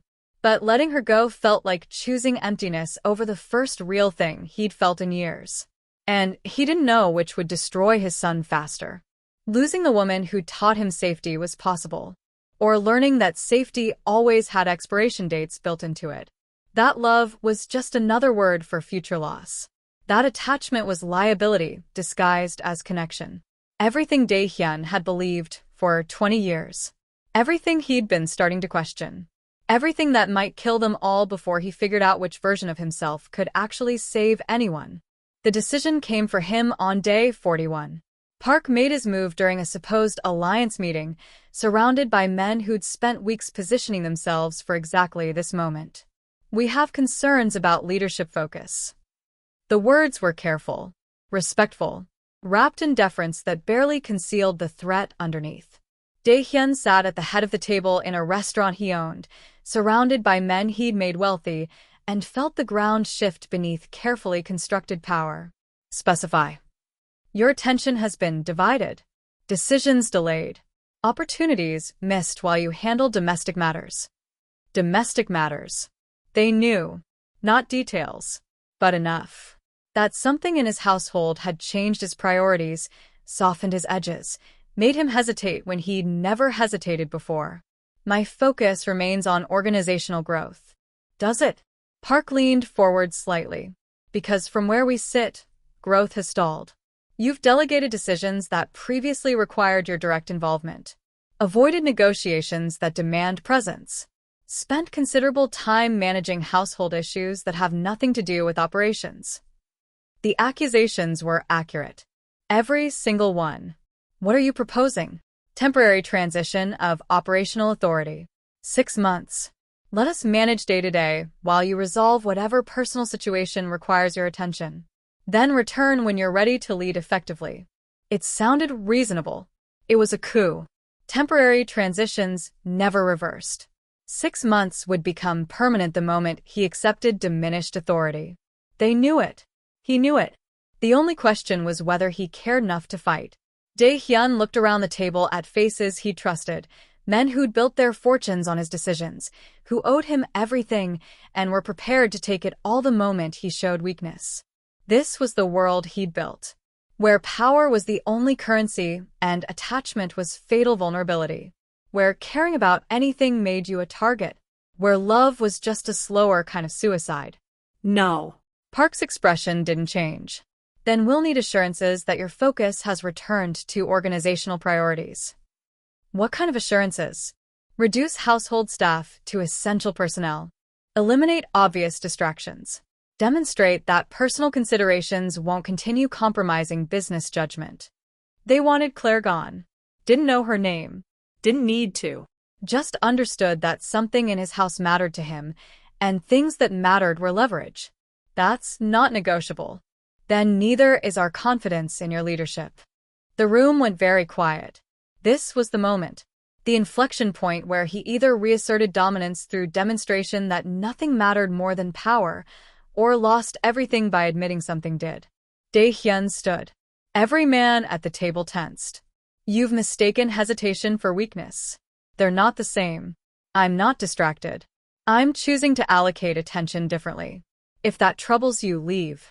I'll have your territories redistributed by morning. Park didn't move. You can't afford that kind of disruption. Can't I? The challenge hung between them. Park had miscalculated. Assumed that because Daehyun had hesitated, he'd continue hesitating. That attachment meant weakness rather than just different priorities. but threatening to take Clare exposed the very leverage they'd hoped to exploit. And Daehyun had built his empire on teaching people what happened when they overplayed their hand. Walk away now, and you keep what you have. Push this, and you lose everything. Choose. Silence. Then Park stood. We're leaving. But this conversation isn't finished. Yes. It is. They left. Daehyun remained standing until the room emptied, then sat in sudden exhaustion. He'd won. But only temporarily. Because they were right. His focus had fractured. His priorities had shifted. He'd been choosing his son's well-being over organizational growth. Choosing Clare's presence over strategic invisibility. And that choice would keep generating challenges until he either reversed it or lost everything defending it. The question was which version of losing he could survive. He returned home to find Clare in the garden with Hanol. The boy was laughing. Actually laughing. High and bright and completely unself-conscious. Clare had apparently said something funny while they fed birds from the fountain edge. Daehyun watched from the terrace, feeling something crack in his chest. This was what he'd been defending. This small moment of joy that proved his son could still access happiness if the environment allowed it. This woman who'd created that environment without asking anything in return. This fragile possibility that maybe connection wasn't fatal after all. But defending it meant exposing it. And exposure meant destruction. He was choosing between preservation and protection. Between keeping them safe through distance or connected through vulnerability. Between being the man who built this empire or the father his son needed. And there was no version where both survived. Clare noticed him watching. Said something to Hanol, then approached the terrace alone. You look like someone who just made a terrible decision. I refuse to let you go. I know. Your security doubled overnight. Someone's threatening you. She missed nothing. Park. And others. They want assurances I'm focused on business rather than personal concerns. Meaning they want me gone. Yes. Clare nodded slowly. So you're choosing between me and your empire. I'm choosing my son's well-being over their comfort. That's not sustainable. You know that. Eventually they'll force the issue or someone else will exploit the vulnerability. The longer I stay, the more ammunition you're giving them. Let me worry about ammunition. This isn't about worry. It's about reality. You can't protect what you love. That's the whole problem with power. It works right up until it doesn't, and love is exactly where it stops working. Then I'll find different tools. There aren't any. You've built a world where attachment equals death. I don't belong in it. Hanol doesn't belong in it. And the fact that you're trying to make us fit is proof you're already losing. She was right. About everything. What if I dismantled it? The word surprised him as much as her. Clare went very still. Dismantled what? The systems that make attachment dangerous. The structures that require emotional distance. What if I changed how this works? You can't. These aren't policies. They're your identity. You've been building this version of yourself for 20 years. You can't dismantle that in weeks because you care about your son's maid. You're not just his maid. Then what am I? The question landed in the space between them. Daehyun didn't have an answer. Because she wasn't anything that fit the categories he understood. Not employee. Not asset. Not leverage. Something else. Something that made his carefully controlled world feel insufficient for the first time. I don't know, he said finally. But I know losing you would break him. And I've already broken him enough. Clare's expression shifted into something painful. You're choosing him over me. Which is correct. But you're framing it like keeping me here serves him when it doesn't. It serves you. Your need to fix what you damaged. Your guilt about not being what he needed. I've become your solution to a problem you created, and that's not fair to him or me. Then what's fair? Letting me go before I become the next thing that traumatizes him when I'm inevitably taken away. No one's taking you. They don't have to take me. I can leave. I should leave. This was always temporary. It doesn't feel temporary. The admission hung between them. Clare took a slow breath. Mr. Kong. I can't stay because you've decided you need me to. That's not how this works. I'm not a solution. I'm a person who took a job and succeeded at it and now needs to leave before succeeding becomes dangerous. And if I asked you to stay anyway, why would you do that? Because I don't want you to go. The truth was simple, devastating. Claire looked at him with something like grief. That's the problem. You want. And in your world, wanting makes things vulnerable. I can't be what you want and keep Hanul safe. Those things are mutually exclusive. What if they're not? They are. You just haven't accepted it yet. She turned to walk away. Daehyun reached out, caught her wrist gently. She went still, didn't pull away, Didn't lean in. just stood there with his hand wrapped around her wrist, feeling her pulse beat steady against his fingers. I'm asking you to stay. I know, but you're leaving anyway. Yes. Why? Claire turned back to face him. Their proximity made the conversation suddenly intimate in ways that had nothing to do with touch. Because staying would mean I matter to you. And the moment I matter, I become leverage. And leverage gets used. And when it does, Hanul loses someone else. I won't do that to him just because you've decided I'm worth the risk. You are worth it. That's not your choice to make. She pulled her wrist free gently, stepped back, put distance between them that felt like finality. I'll stay 2 more weeks. Find my replacement. Make the transition gentle. And then I'll disappear. You'll protect your empire. Hanul will adjust. And we'll all survive this. Will we? We have to. Because the alternative is everyone losing. She walked back to the garden where Hanul waited, unaware that the fragile safety he'd built around her presence had an expiration date attached. Daehyun stood on the terrace, feeling the full weight of the choice settle into his bones. He could keep her, fight for her, defend her presence against everyone who saw it as weakness, and destroy everything in the process. Or he could let her go, protect his empire, maintain the power that kept them all alive, and destroy his son in the process. There was no third option. No clever strategy. No way to have both safety and connection. Just 2 versions of loss. And standing there watching Claire kneel beside Hanul to resume feeding birds, watching his son's face light with trust he'd never shown his father, Daehyun understood the terrible truth. Love didn't make you stronger. It made you choose. And every choice meant losing something you couldn't afford to lose. The question wasn't which path was right. The question was which version of wrong he could live with. And he had 2 weeks to decide. Before Claire made the choice for him. Before his son learned that safety always came with conditions. Before he discovered whether he was capable of being someone other than the man he'd built. Or if that man was all he'd ever be. Powerful, alone, and haunted by the ghost of what he'd almost let himself want.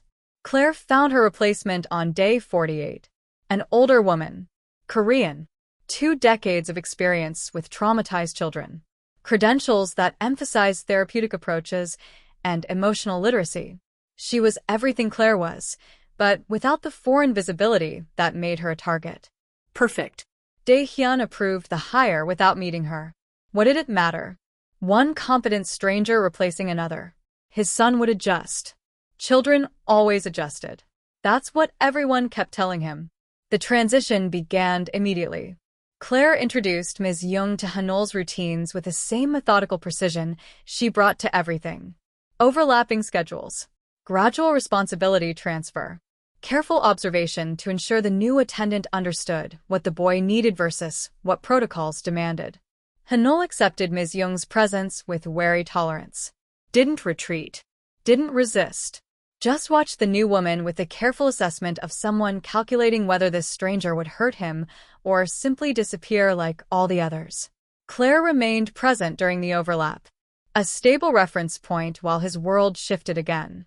She didn't tell him she was leaving, just slowly reduced her direct interaction while Ms. Young increased hers, letting the transition happen through gradual adjustment rather than abrupt severance. Trauma-informed care. Even in her own exit, Daehyun watched it happen through security feeds he'd stopped pretending were about anything except watching her, memorizing the way she moved through his house. The small gestures Hanul had learned to read. The quiet competence that had somehow destabilized everything. Day 53 was her last. She said goodbye to Hanul in the garden during afternoon routine. Daehyun watched from his office, sound off, just observing. Claire knelt to the boys' level 1 final time. Spoke quietly. Hanul's face crumpled. Not crying. Just processing loss in the contained way he'd learned was acceptable. She didn't hug him. Didn't make promises about staying in touch. Just acknowledged that she was leaving, that it would be hard, and that hard things could be survived. Then she stood and walked toward the house. Hanul stood alone in the garden, small and still, watching her go. Ms. Jung appeared beside him after appropriate interval. Didn't rush comfort. Just stood near enough that he could seek proximity if needed. He didn't. Just continued standing there, processing abandonment in the same space where he'd learned safety was possible. Claire came to Daehyun's office without being summoned. Knocked once. Entered when he said nothing. "I'm leaving now." He looked up from reports he wasn't reading. She stood in the doorway with a single bag. Same one she'd arrived with. Nothing accumulated. No evidence she'd spent nearly 2 months in this house except the child downstairs who'd learned to be human again. Ms. Jung is competent. I know. Hanul will adjust. I know. This was always temporary. I know. She studied him with an expression he couldn't read. You could have made this different. Could I? Yes. By choosing differently. By deciding that maybe power and connection weren't mutually exclusive. That maybe the systems you built could be changed if you wanted them to be. And risk everything? You risk nothing. That's the problem. You kept me at distance. Kept yourself at distance. Used protection as an excuse for never being vulnerable enough to actually connect with anyone. The words cut clean. I'm keeping my son alive. You're keeping him controlled. Those aren't the same thing. But you'll figure that out eventually. Or you won't. Either way, it's not my job anymore. She turned to leave. Claire. She paused. Didn't turn around. I wanted you to stay. I know. But wanting isn't choosing. And you never chose. You just wanted while maintaining enough distance that losing me wouldn't actually cost you anything. That's not true. Isn't it? You didn't fight for me. Didn't change anything. Just asked me to exist in the margins of your life. Without affecting the center. That's not connection. That's convenient. I couldn't risk everything. I know, you said. But real connection requires risking everything. And you've spent 20 years building a life specifically designed to avoid that. I was never going to change you. I was just going to become another casualty of your need for control. She walked out. Down the hallway. Through the foyer. Out the service entrance she'd used 54 days ago. A car waited. Not his. She'd arranged her own transportation. Of course she had. She'd never needed him for anything. The gate opened. The car disappeared. And Daehyun sat in his office surrounded by everything he'd built, feeling the weight of her absence settle into spaces he hadn't known she'd occupied. The household adjusted. Ms. Jung implemented routines with careful competence. Hanul complied with the same wary cooperation he'd shown before Claire arrived. Not thriving. Not disappearing. Just existing in the careful middle ground between presence and erasure. Progress stalled but didn't reverse. He ate. Slept. Attended lessons. Showed no obvious distress. The staff reported everything as satisfactory. Daehyun knew better. Because he recognized the signs now. The way Hanul held himself slightly apart. The careful regulation of every response. The return to performance rather than authentic presence. His son was surviving. Just not living. Week 2 after Claire's departure brought the first breakdown. Small. Contained. Nothing dramatic. Hanul simply stopped mid-routine and asked where Claire went. Ms. Jung answered honestly. That she'd taken another job. That sometimes people left even when we wanted them to stay. That it was okay to miss her. Hanul nodded. Then returned to his activities, without further comment. But that night, Daehyun found him awake at 2 a.m., sitting by his window, looking at the garden where he'd said goodbye. He stood in the doorway, watching. Hanul sensed his presence. Turned. For the first time in months, they looked at each other, without either retreating. "She's not coming back," Hanul said quietly. "No. Because I did something wrong?" The question landed like a blade between ribs. No. "Because I did." Hanul tilted his head slightly. "What did you do?" How to explain to a 6-year-old that his father had chosen empire over connection? That power over presence?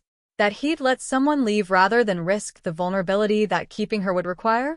"I didn't know how to make her stay." "Did you ask?" "Yes." "Did you tell her we needed her?" "Yes." "Then why did she leave?" "Because staying would have made her a target. Because Daehyun's world destroyed everything he cared about.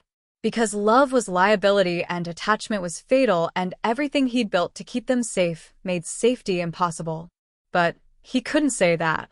Because sometimes people leave even when we want them to stay. And we have to learn to be okay anyway. Hanul looked back out the window. "I don't want to be okay without her. I want her back." "I know.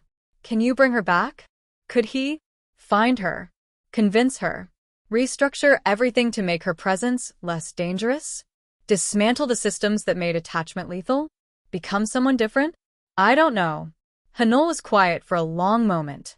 Then he stood, crossed the room, stopped in front of his father with careful distance between them. "She said you were scared." "Of what?" "Of people leaving.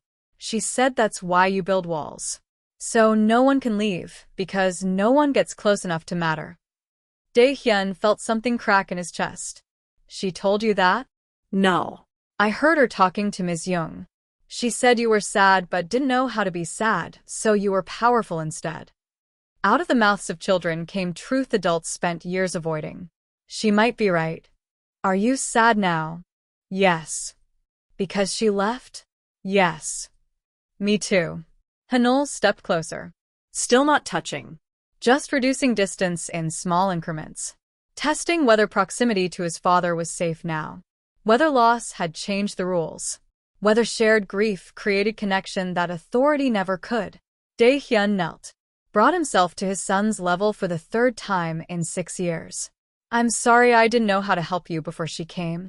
You were trying to keep me safe. Safety isn't the same as happy." "I know." Claire taught me that. She said safe is important, but you also have to feel things even when they're scary. She was right. "Are you going to feel things now?" The question was so direct it hurt. "I'm trying." "It's hard." "Yes." Claire said hard things are still worth doing. She said that a lot, didn't she? Yes. She was very smart. She was. Hanul shifted his weight. Considering something. Then he stepped forward and pressed his small body against his father's chest. Not a hug exactly. Just contact. Closeness. Permission for connection he'd never offered before. Daehyun froze. Then slowly, carefully, wrapped his arms around his son. They stayed like that for 30 seconds. Then Hanul pulled back. "I'm tired now." "Okay. Will you stay until I fall asleep?" "Yes." Daehyun sat in the chair beside Hanul's bed while his son settled under covers, small body finally relaxing into vulnerability. "Dad." The word was new. Hanul had never called him that. Always his name, or nothing. "Yes. Do you think she's sad too?" "I think so." Good. "Then maybe she'll come back." "Maybe." "Will you try to bring her back?" The question hung in the dark. Would he? Could he? What would it require? Dismantling the empire? Restructuring power? Becoming someone who chose connection over control? "I don't know how." Claire said you figure out hard things by trying even when you don't know if they'll work. She really did say that a lot. Because it's true. Hanul's breathing deepened. Sleep claiming him faster now that he wasn't alone with grief.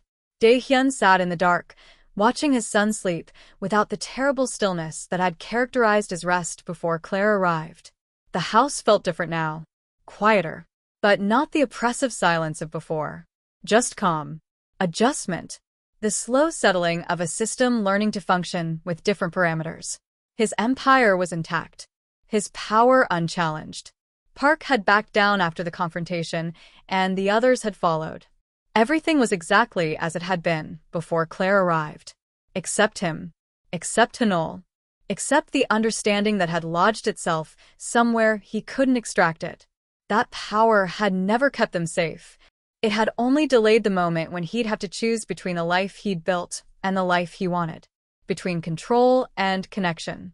Between the man he'd spent 20 years becoming and the father his son needed him to be. Claire had left because staying would have required him to change.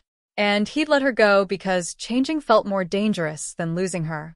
But sitting in his son's room, feeling the residual warmth of the first hug Hanul had initiated in years, Daehyun wondered if he'd made the wrong calculation. If the real danger wasn't vulnerability, but the slow death of living without it. If power was just a beautiful prison he'd built to protect himself from ever having to risk anything that mattered. And now it was too late. Claire was gone. His son was adjusting. The house was calm. And Daehyun finally understood what he'd lost. Not just a competent employee. Not just his son's caretaker. The first person in 20 years who'd seen him completely and stayed anyway. Who'd challenged him without needing him. Who'd existed in his house without asking for anything except the space to be useful. Who'd left not because she was afraid, but because she'd understood something he was only now beginning to grasp. That love required more than wanting. Required choosing, risking, changing. Required becoming someone who valued connection more than control. And he'd failed. Not because he couldn't, because he wouldn't. Because choosing her would have meant admitting that everything he'd built was wrong. That power was a poor substitute for presence. That his son needed a father more than a fortress. And now she was gone. And he was exactly where he'd always been. Powerful. Protected. Perfectly alone. Standing in the house he'd built to control the world, Daehyun finally understood the truth Claire had tried to tell him. Power never kept him safe. It only delayed the moment he would have to choose. And when that moment came, he'd chosen exactly as she'd predicted. Control over connection. Empire over intimacy. Everything over the one thing that might have actually saved him. The question wasn't whether he could get her back. The question was whether he was capable of becoming someone worth coming back to. And standing in the dark, watching his son sleep with trust he'd never earned, Daehyun suspected the answer was no. Some things once lost, stayed lost. Not because they couldn't be found, but because the person who lost them never became someone who deserved to find them again.